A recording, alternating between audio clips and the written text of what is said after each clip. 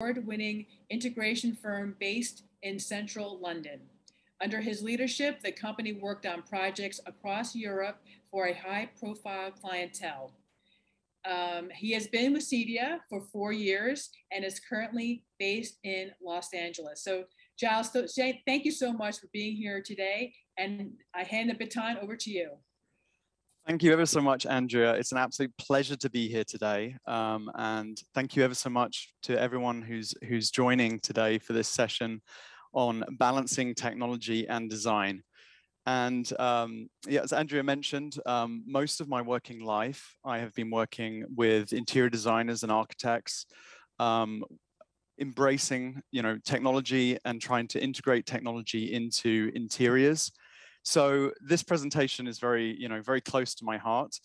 And, there'll be an opportunity at the end. If you have any questions you'd like to ask, please do feel free to post them in the chat. So one thing, just to mention first of all is, who is CEDIA? I work for CEDIA, and actually it's one of those organizations that is still fairly unknown, even though we're a 32-year-old association. So we're the International Trade Association for companies that install technology in the home.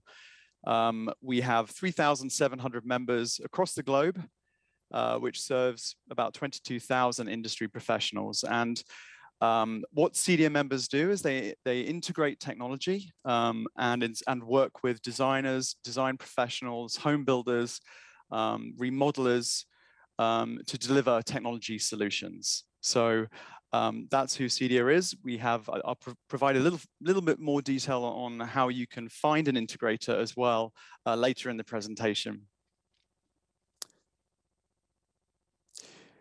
So this is just a bit of the initial piece here, just to remind you that you do get CU credits for this. It is approved by the IDCEC, this presentation. So you will get the credits for attending this session today. So one of the things that's really changed about home technology is really the consumer demand. Even though CEDIA is a 32-year-old association, people still think of smart home as a relatively new phenomenon. And really what has changed is the fact that these products are offering a huge amount of benefits to homeowners. And actually the pandemic really accelerated that demand. For years and years, we've, as technology professionals, have tried to say that technology is not just a luxury, it's a necessity in the home. And what the pandemic really did was really made people realize that suddenly people were at home, they had kids that were being homeschooled, they had to try and find separation from work life, they were working remotely. The home suddenly had to be a place where it could entertain, it could enable you to work, and it could enable you to relax. And really technology became the answer to all of those things. So the pandemic, has accelerated demand for sure. It's also changed the way that people have approached the design of homes and the way that technology integrates with those designs. So we'll talk a little bit about that as we progress, but really, I'll be talking about some of the technologies that are leading those discussions, and as you as designers, how you can sort of open those conversations with your homeowner clients. So some of the things that we're going to be our learning objectives today is really understanding those types of technology that integrators can create, defining systems integration and really how it can benefit the homeowner, identifying the sort of typical process for specifying technology in a project. So understanding how integrators work alongside you and partner with you. So understanding that process and when best to bring an integrator into the project, and then learning how to find a reputable integrator as well. That's going to be one of those integrators that can partner with you and really help support the work that you're doing. So again, what this really shows is, and there was another research study quite recently. This is from an NKBA research study, but it really shows that there is a gap between consumer demand and really designers knowing where to find professionals that operate in this space. So you know, on the left here, we see how integrated technology in kitchen design is very rarely recommended. It's very rarely recommended by designers. However, on the right-hand side, we see that consumers are frequent technology users when it comes to technology in the kitchen. And as I mentioned earlier, all the research that's coming out at the moment is showing that homeowners are starting to see those benefits of things like connected appliances in the home, having a professionally installed Wi-Fi network. You know, it is the consumers that are now asking for this more and more. And also, you know, I wonder how many of you that are tuned in right now, how many of you actually have heard of CEDIA? How many of you have actually heard of technology integrators? Well, the reason, don't worry, you're not alone. You know, look at the research here. Many have had no clue that there were actually experts in this area. So, you know, we're still one of those industries that, you know, is still trying to establish itself in that, you know, people don't really know where to go for technology. It's actually quite a confusing area for a lot of homeowners. They don't know whether to go to, you know, to get a Best Buy, trying to figure it out themselves, you know, to maybe their security installation company, you know, maybe their, you know, cable or satellite supplier. You know, there's multiple places to go, and it can become very confusing. And what I will say about all of those that I just mentioned, very few of those places have any kind of design process. So there's no design process if a customer decides to install a product itself. It's very product orientated, which as a result, as you'll see as we go through this, generally means that the technology isn't integrated very well into the interior, which is probably something most of you can relate to. When you've seen poorly installed technology, you know, you see that the spaghetti bolognese of cables behind the television, or technology that's being sort of placed on a shelf awkwardly and it doesn't quite fit there, or there's, you know, there's cables coming out from underneath the TV. We always see it, and but that's really where we see where there hasn't been a thoroughly thought out process. So it you know, it generally will result in a pretty poor experience, and actually the reliability of the technology can then suffer. So again, this is interesting research where we see that, you know, half of designers have never worked with technology contractors or consultants because they're just not familiar with that specialty or expertise, and will tend to rely on other contractors or don't know who to contact.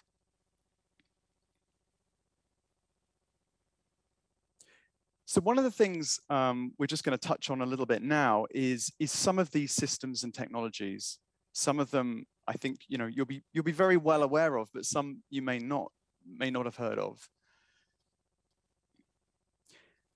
One of the things you'll probably find is that actually it's really surprising when you look at all these, the list of different technologies as to how many different technologies there are in the home now. It almost has happened, you know, organically. We've suddenly found that everything is connected. And actually, you know, 30 years ago, really, it started with that number one on the top of the list, which is audio distribution, multi-room music. That's how this whole industry started, was that people wanted to have music in different rooms of the house. Well, now, you know, it's a given that every home should have music in it, whether it's you know, something like a Sonos system, or you stream from AirPlay or something like that. But you know, the foundation of a lot of home technology systems is the multi-room audio system, and that's where a lot of integrators start when working with designers. But that's also where there's a lot of great new technology. You know, you can make speakers completely disappear now. You can plaster over speakers. You can paint speakers so that they match the exact paint finish of the wall.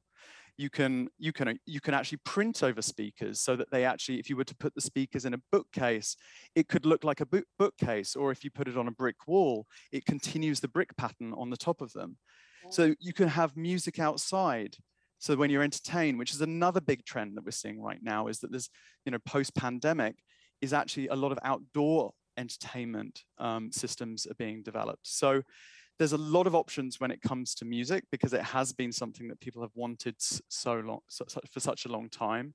But you can see that difference between having something that has been thoughtfully, designed into the interior, compared to something that is just, a Bluetooth speaker, or something where you've got a cable hanging out of the wall.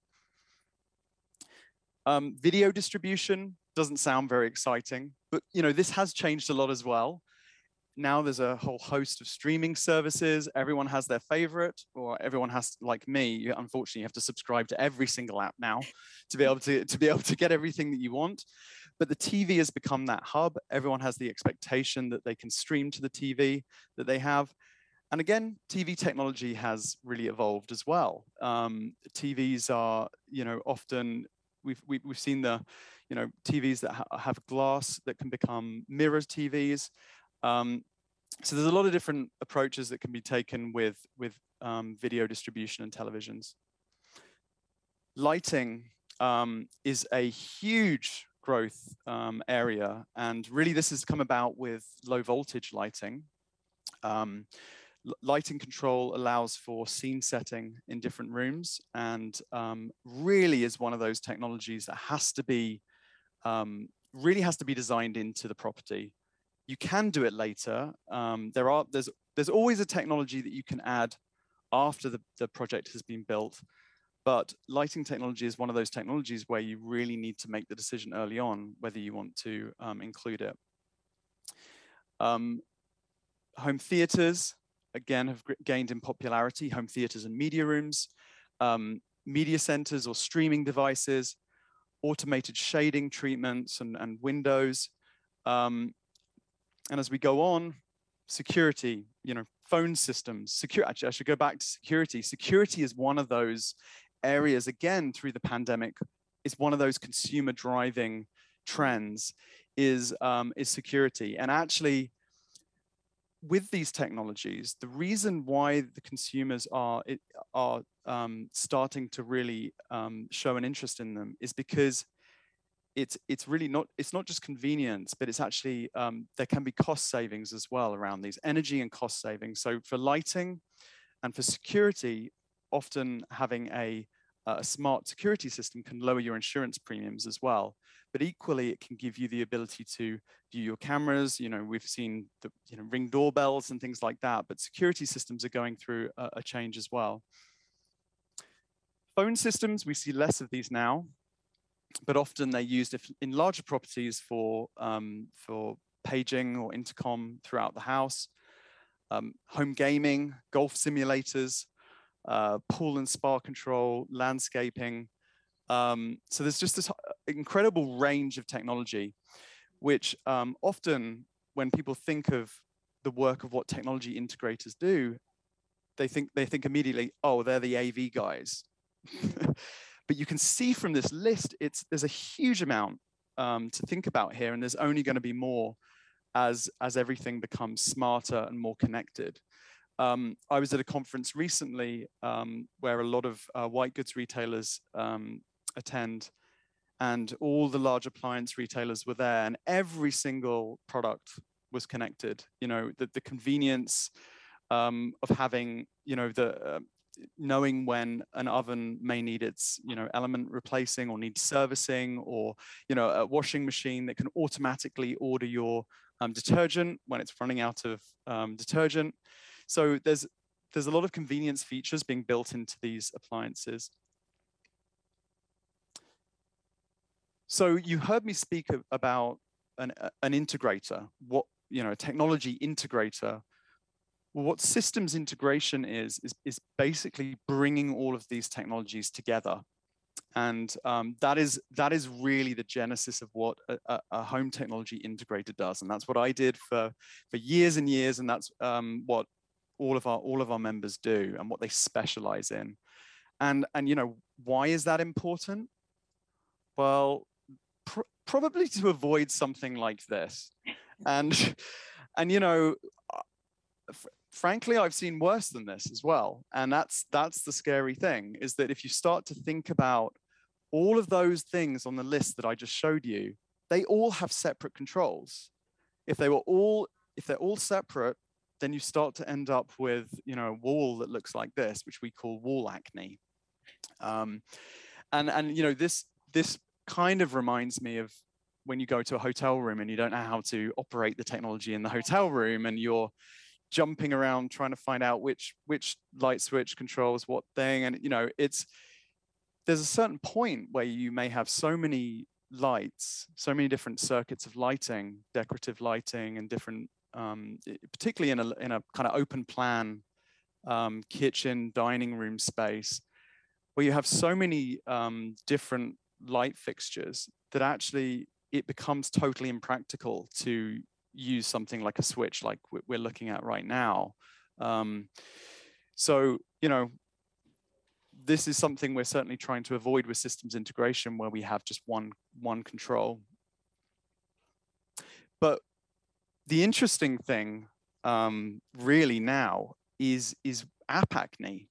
You know, for home technology integration, typically we would talk about trying to reduce all of those remote controls that are on the coffee table. That, you know, that's really how it all started, is to try and just have one single remote control that can control all of your technology. But today we're dealing with app acne, and it's really confusing. You know, you have an app for your security system, you have an app for your music system, for accessing your Nest, you know, Ring doorbell, for controlling your Nest thermostat, for everything. And they all look completely different. They all operate in different ways. So what we try and avoid is multiple apps for different things, unless you have a particularly techie homeowner that really, you know, is very happy with that kind of setup, and that does exist. Really what technology integrators try to do is consolidate everything into one easy to use touch panel or app, basically. And the benefit of this is, let's you know, take a remote control as an example. I have one right next to me, actually. Think how many buttons on that remote control you use on a regular basis. It's a fraction of the whole remote control. You will generally use, you know, 20% of that remote control most of the time. And that's what happens when you consolidate all of those different apps. There's a load of stuff in those apps that really you don't need to access on a day-to-day basis. So the benefit of bringing it all together, integrating it, is that it's a lot easier to use. If you have people that come into the home that don't know how to use the technology, it's far simpler for them to get used to it. Just having that one place to go. And of course, the alternative is also aesthetically a lot better as well. We're looking at a simple touchscreen on the wall here, as opposed to multiple controls and switches and keypads and things that are all in different finishes and just aren't very pleasing, you know, to the eye at all.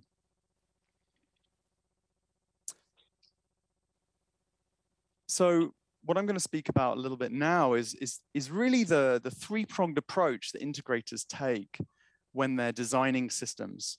And yes, integrators design systems. There is a design process that they go through, working with interior designers and other design professionals. So really the key to this three-pronged approach is advanced planning, the design philosophy, and then that moves through to product selection. So again, that can be quite surprising to a lot of people when they hear it. You know, can you just send me a quote for the technology?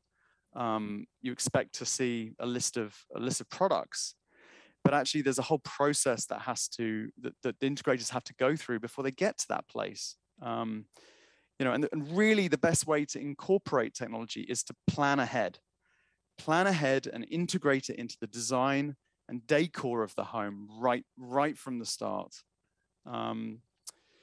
So, to give an example of that, you might want to hide a projector in a soffit or set a free flat screen into a recess in the wall. You need to plan for that. The framing crew will need to know, the size of the recess so they can add the blocking or the framing that's needed. And, one of the really big things that need to be planned is those custom cabinetry designs.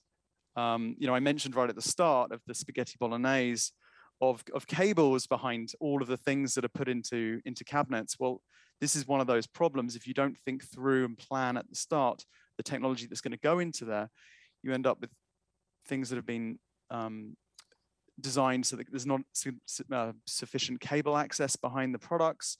There's not sufficient ventilation. So there's all those things that really need to be thought through.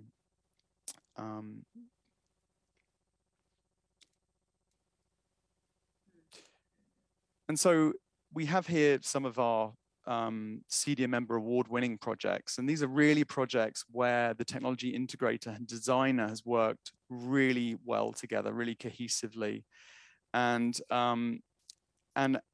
we wanted to show a few of these images that really shows where a designer and integrator has worked right from the start of the project to ensure that it's an absolutely perfect outcome at the end. So this is a particular winning project from a home in Southern California, where there was a real attention to the lighting, and this lighting that you see here can be scene controlled.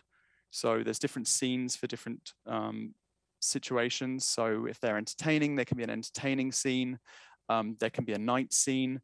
The lighting is also integrated into the intruder alarm security system. So if there's a intruder, all the lights will flash as well. But also the benefit is when the homeowner is away from their home, the lights will come on and simulate occupancy. So they'll come on at different times of day, instead of the old light switches that we used to put into the outlets. If you remember, the timers, so the lamps come on. So I call it like the Home Alone house, where all the lights is lit up like a Christmas tree, but it's very obvious that no one's in the home. So it's much more obvious with a simulated occupancy. And here's another photo of this home as well. This is a large kind of open plan outdoor area. The lighting also in the swimming pool and the jacuzzi is integrated as well. So really, it's really personalized to the owner's day-to-day routines and their social lifestyles. So you can have these different scenes for different scenarios.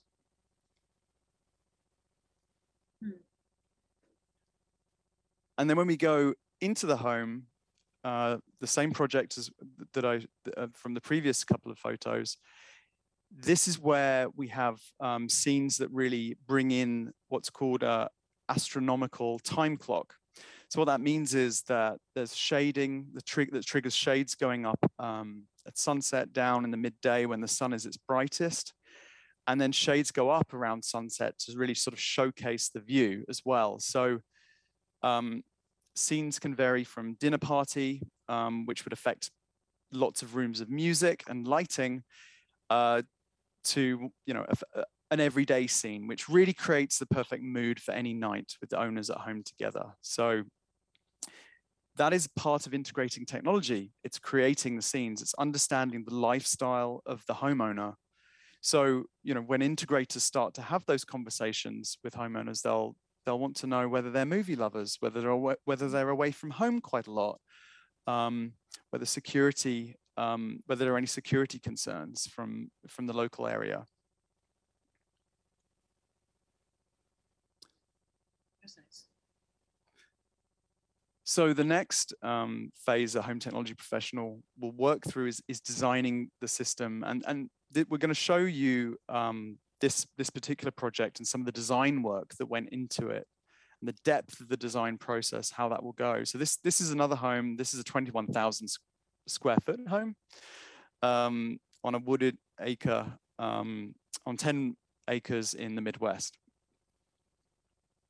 So as you can see here, this is an entertaining area. with some connected appliance in it. Again, there's mood lighting in here with different scene control. We move into the bathroom. This was built for a couple that really want this home to be future ready. So there was a lot of wiring for different technologies that may be installed in the future. And again, something to mention is that a lot of homes can be pre-wired. You don't have to install all the technology right from the start and blow the budget.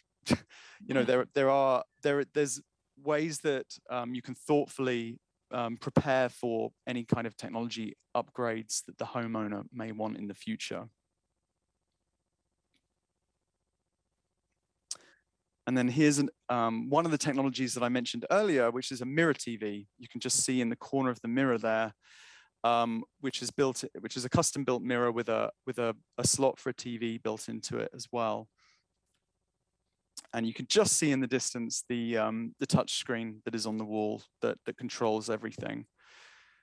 So, you know, again, if this was all independently controlled, you would have a remote control. You'd have, you know, control for maybe a local satellite box, or you know, you'd have a music control, a thermostat for the heating. Here, you just have that one control on the wall, so it's much better looking.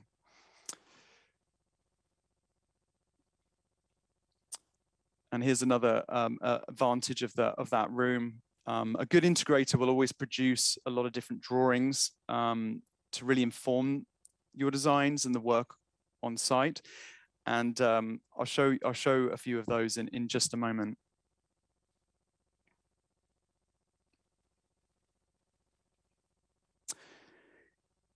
So we've spoken about some of the projects, some of the technologies. You know, being a home technology professional myself, having been an integrator, as I said, for many, many years, you know, often the question is, well, can I just do it myself? Can I not just leave this to the end of the project? You know, why do I have to get involved in this? I'm a designer. I've got a lot on my plate at the moment. Why do I want to bring technology into this? You know, well, really, the point is that home technology professionals are there to really benefit your work. The later on in the project that an integrator is brought in, the more likely that the technology will spoil the aesthetic of a room, and that installing technology later will generally result in having to run new cables through finished walls, through ceilings, and that is not something that any of us really want to happen. So a home technology professional will typically follow, you know, four project stages. They'll take a brief, and that really involves understanding the client's needs, their lifestyle requirements, as I mentioned, you know, some of what matters most to the homeowner, and how to apply that technology to enhance their life at home. Then they'll move to a second stage, which is scoping out the project. So really helping to develop the brief, ensuring that the correct equipment is specified based on the project size and budget.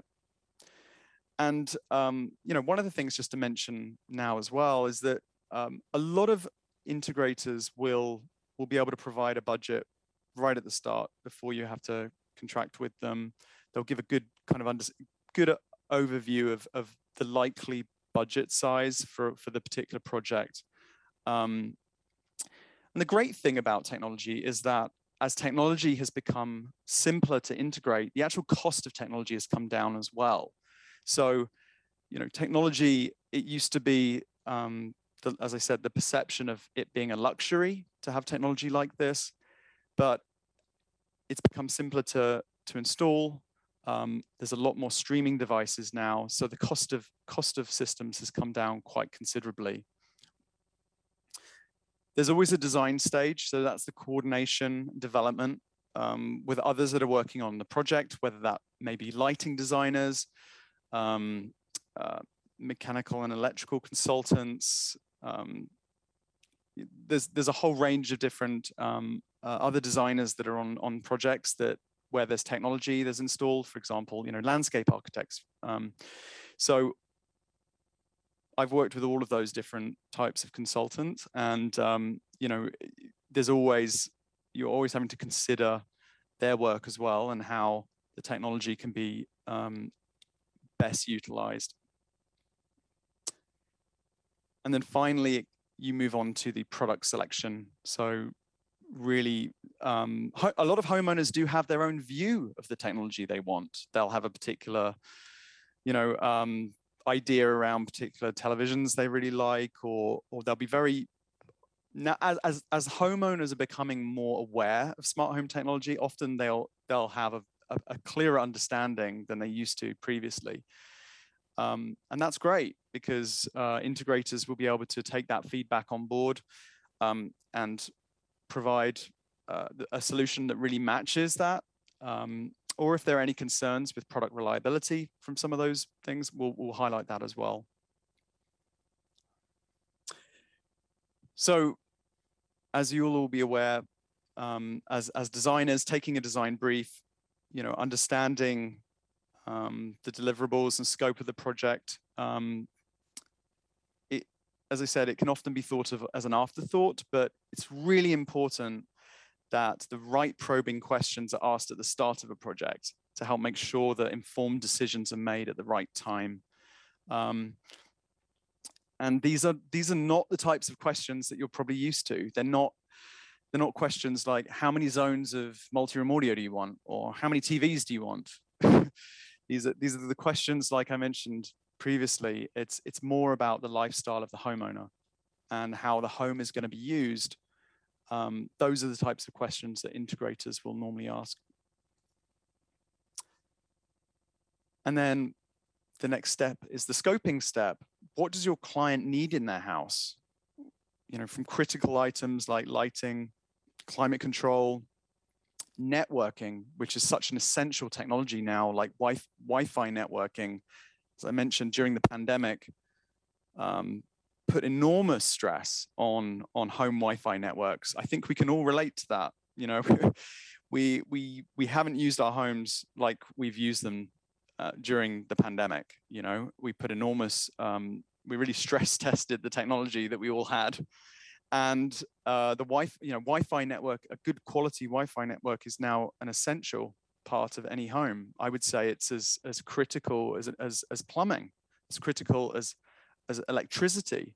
How could any of us be able to, you know, perform in our jobs, you know, live our daily lives without a networking infrastructure or a Wi-Fi?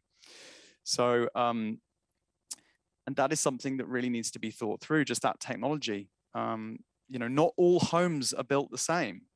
As I look at these 4 photos side by side, they all have a unique set of challenges when it comes to Wi-Fi. So there's so many things. Wi-Fi is such an interesting technology because we all get incredibly frustrated with Wi-Fi a lot of the time. And a lot of it is because it just hasn't been installed correctly for the type of property. So as you look at all these different properties, as I said, they have a unique set of challenges. Things like double glazing, brick homes, steel work that goes into homes, even things like baby monitors, microwave ovens. All of those things interfere with Wi-Fi. And the placement, therefore, of your Wi-Fi devices is really important. That's one of those things that can end up hanging out of a wall or hanging out of an outlet if it hasn't been designed in right from the start.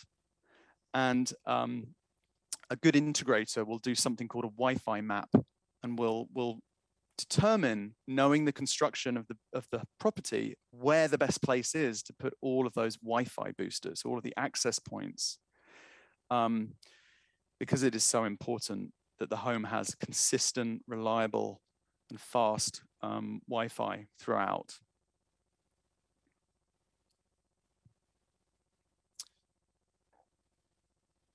And here's an example of one of those blueprints that integrators produce. In fact, this is one of the blueprints from one of the projects I showed you just now. It shows you a plan of the home and all of the technologies laid out on a plan view. So all of the red areas are actually showing the field of vision of CCTV cameras.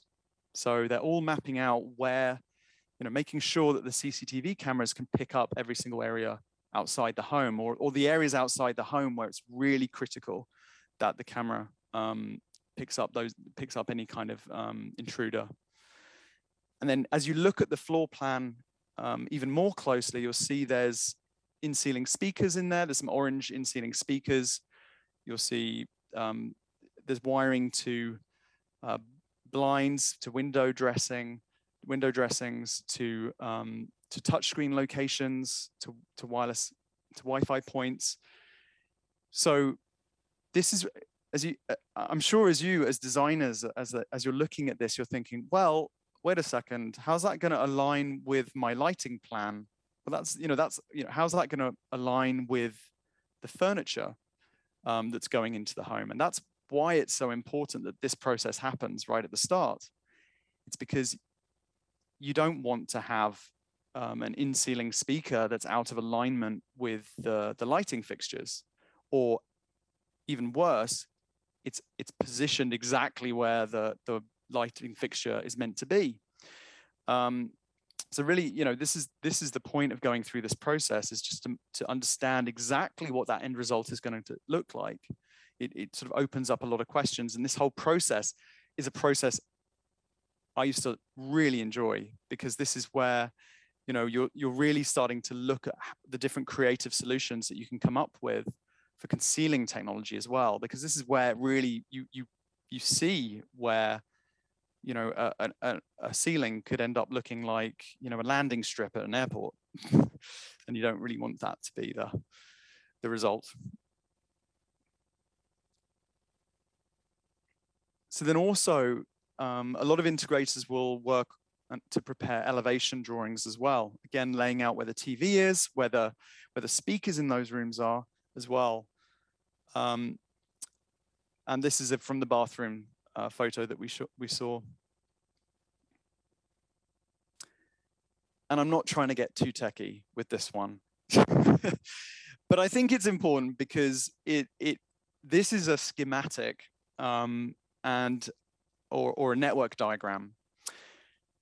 And this is essentially the same thing as what happened on the plan, where we're trying to aesthetically map everything out. This is trying to technically map everything out to make sure that we have enough technology, have enough ports for all of the different TVs, that everything is just, there's not going to be any technology that's missing right at the end. So the whole system is kind of assembled in the mind of the integrator before it's actually installed at the end.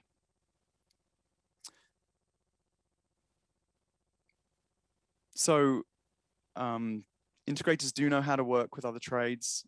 They understand the timelines, project management timelines, equipment deliveries, handover documentation, and really support maintenance and aftercare is also a very, very important part of an integrator's work. So as a designer, you probably had homeowners that have complained of things not working. It's really important to consider having a good support and aftercare plan in place with the integrator.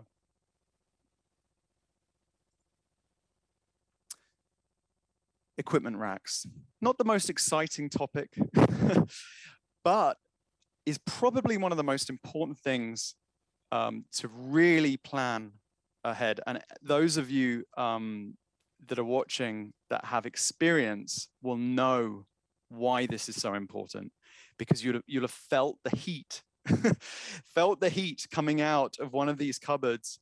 If it doesn't have the right ventilation, you'll have seen the mess of cables.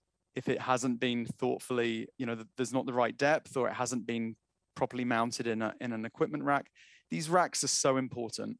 They are so important to design into projects, and are the most forgotten about when a home layout is being designed. So there's two different images here. They can go in dedicated spaces, dedicated downstairs. They could be in a basement, they could be under a stairs, they could be built into cabinetry. There's a whole range of different places they can go, but one of the things I came across so often as an integrator is being involved too late to determine where that location is, and there just not being enough space for all of the equipment, and there not being enough ventilation. So this is really something to think about. Whether there is going to be a full-blown system installed in your client's home or not, it's good to think about where that location might be right at the start of the project, because there's always going to be some equipment in the home. And the idea of bringing it all into a rack is so that you don't have loads of boxes in every room around the home. That's really what we're trying to achieve here.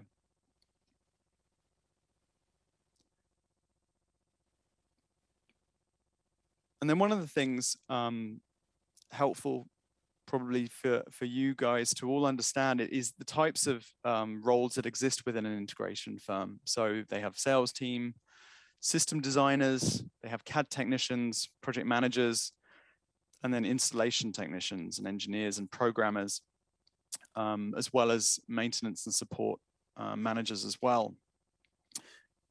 So again, as I mentioned, the design of these systems, they have system designers. That's who you'll typically be working with at the start of the project. The CAD technician will produce the drawings. The project manager will work on the construction site to ensure that all of the cables are put in at the right time, that everyone is aware of what is needed from, because there's a lot of integration with other trades.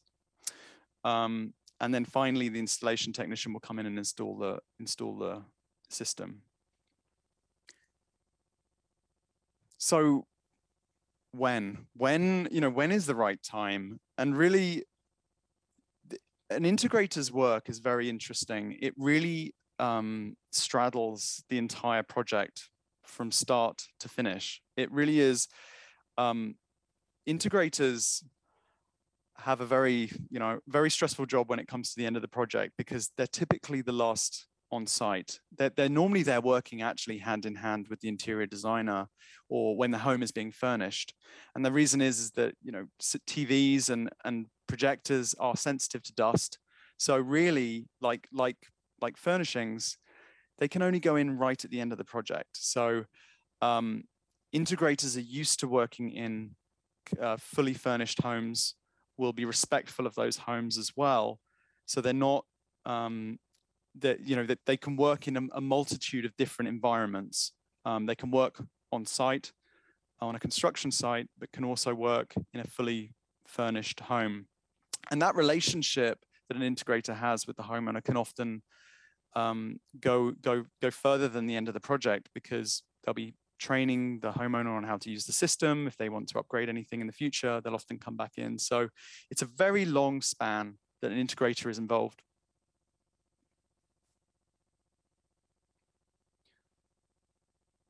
So one of the questions since I joined CEDIA is what are those questions designers should ask integrators when you're considering working with an integrator?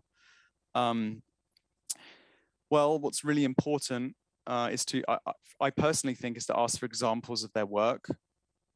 So whether that is a portfolio, or whether it's visiting a completed project, get examples of the work they've done before to see how that aligns with the types of homes that you design and work in.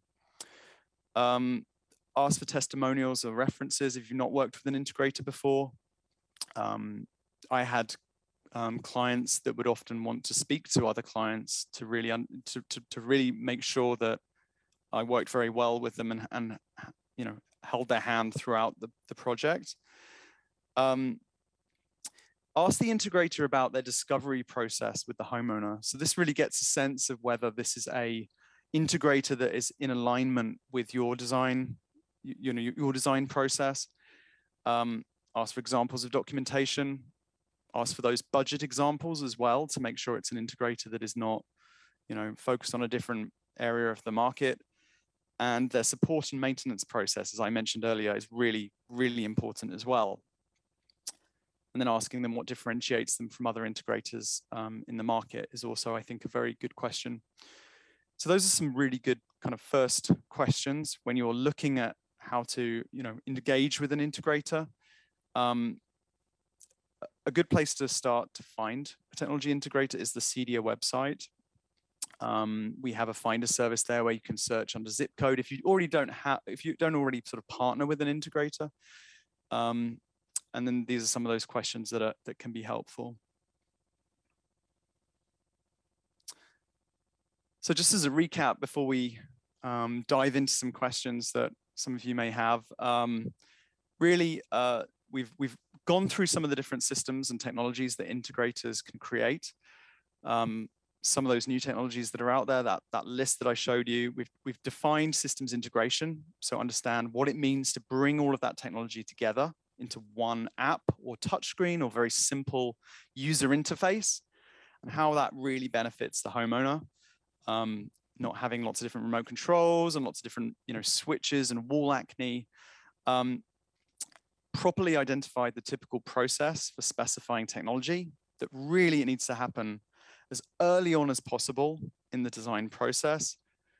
The later you move through a project, the less options you have, and the more likely that the technology is going to interfere with the aesthetic.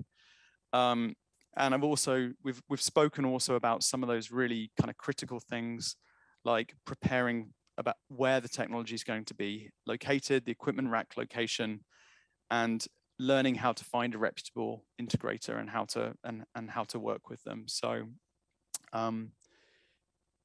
without further ado, I will bring Andrea back and see if there's been any questions.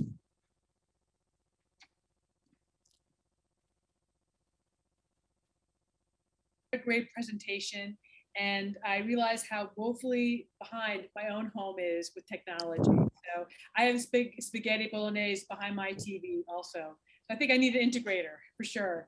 But thank you so much. That was great. If you have questions, please put them in the chat. And I had a question, and now I hold on a second. Someone had a question, and she wanted to see if you could talk a little bit more about the relationship between the integrator and the interior designer?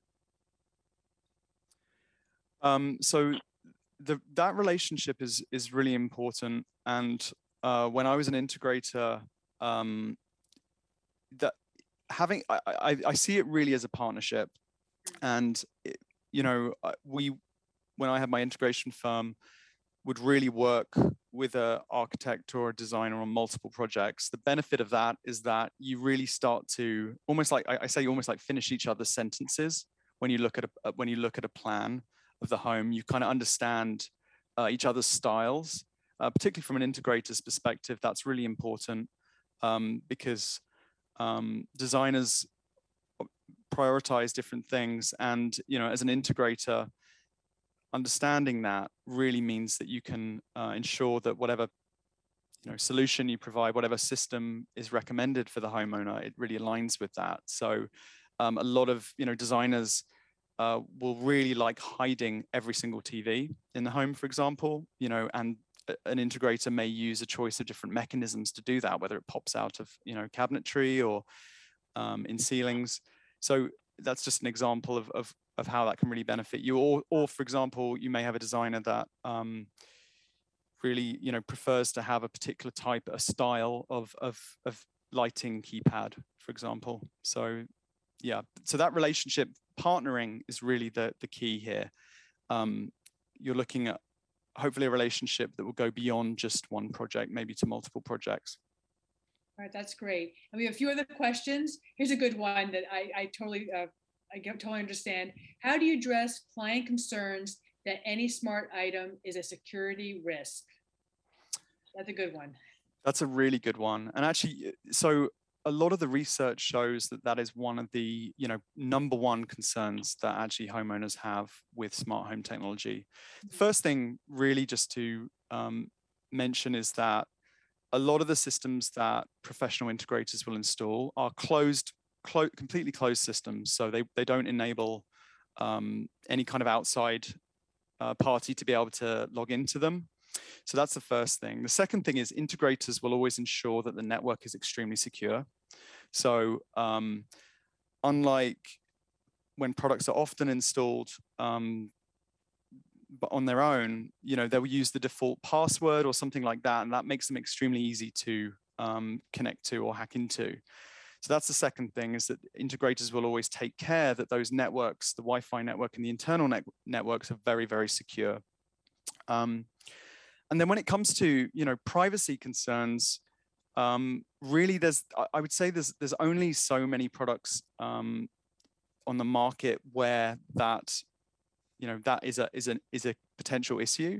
And really it's down to the homeowner whether they want to go for those products in the home. There's always a solution that can really address that, so that there is no recording of information or anything like that. And that's really those discussions that happen early on in the project, is really kind of trying to establish those concerns.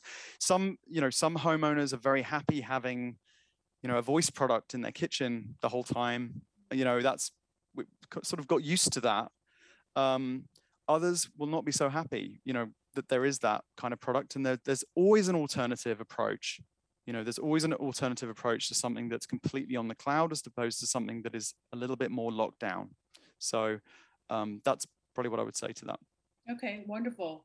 And someone asks, can you give a price range for something like one of the big equipment racks? So I think it was one of the ones that gave off a lot of heat. I think that's what she was talking about. Yes, so they range. They really do range in price, and I mean, really, they're a few $100s up to a few $1,000s is kind of the range of price. And I'm sorry to not narrow in quite so specifically, but generally, the more kind of complex the rack. So if it's built into a cabinet or something like that, and it has to pull out and twist around, and it has some cable management, the more expensive it is.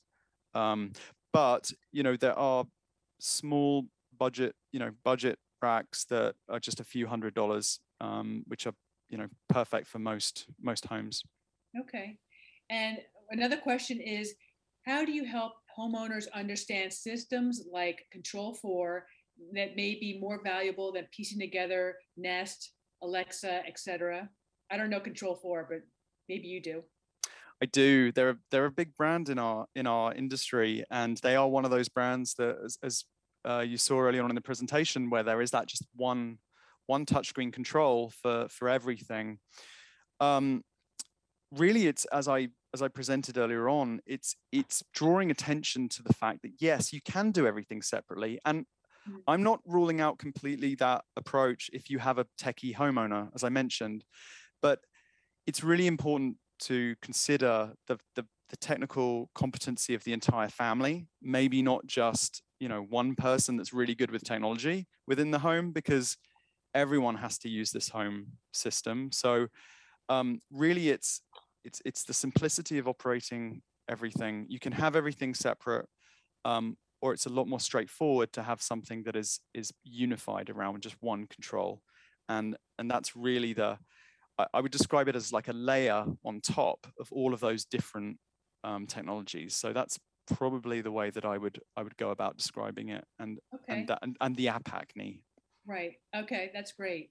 And I was curious, one of your charts, I think I got this correctly, like clients don't want smart technology in the primary bathroom. Is that did I see that correctly? I wasn't sure why that would be. Maybe they're not aware of what technology is available for bathrooms. What do you think?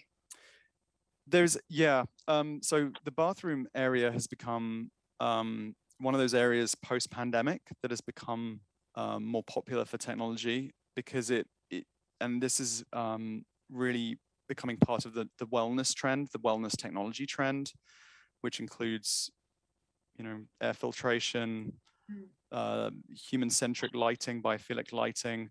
So really it's how that's really where the bathroom can become a space to disconnect from the home, so a disconnect from daily life, and that the benefit of integrating lighting and music and appliances in the bathroom, like for example Kohler smart products, they integrate with a lot of technology. So it's increasing, but it's been one of those areas where in the past it's more been about music as opposed to a more kind of holistic integrated system. I see. Okay, but that's changing, obviously. So okay. Yeah. Very cool. So one last question. You talked about pre-wiring for the future, but how do you know what the future will bring? I mean, the technology is evolving. How do you know you're not going to pre-wire the wrong way or something? Can you talk a little bit about that? That's a really great question. And also, I often get asked is, why even have a wire anyway? Isn't everything going to be wireless in the future?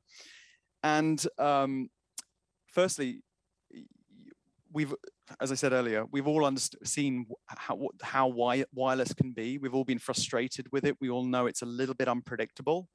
And that's why you run wires in the first place. It's because wireless is inherently unpredictable. It's good for certain things like streaming to tablets, but other things, you want the stability of having a wire installed. So really the key thing is understanding, looking at the layout of the home, understanding where, and it's much the same as when there's a furniture layout, is understanding where potential technology could be installed, like televisions or outlets for desks, where a computer may be located, and then future needs, for example, a garage door opener or water irrigation system or something like that. It's really just ensuring that there's a category Cat 5 or Cat 6 cable run to each location. That's the key thing. And again, the good thing is that the cost of installing cables has come down as well a lot. Wonderful. Those are all my questions. If you have others, you can contact Giles. We put his information in the chat. But Giles, thank you so much for this wonderful presentation. It was really eye-opening, and I know we'll need to know more, and we'll see where technology goes in the future. So thank you so much for your time today. Thank you, Andrea. It's been great to be here. I should also mention that a lot of CEDIA integrators can provide additional courses to you and earn CEU courses. So if you find some CEDIA outreach instructors on the website, there are a lot of other courses that we provide. But thank you for inviting me here. It's been great to be here. That's great. Yeah, we need to keep learning. So go visit the CEDIA website for more CEUs. And now it's time for